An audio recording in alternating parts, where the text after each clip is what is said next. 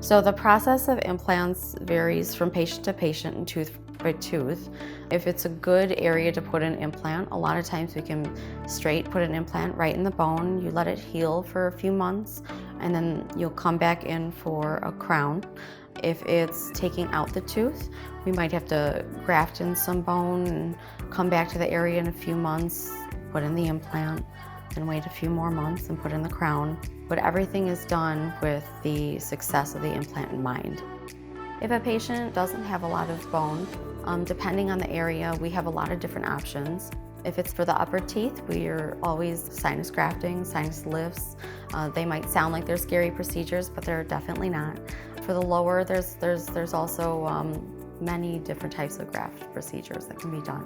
And a lot of the times patients will come in and they'll be very afraid that it's going to hurt because it's a different procedure than they're used to. But a lot of times ibuprofen, just a few for the first day or two, more than covers the discomfort.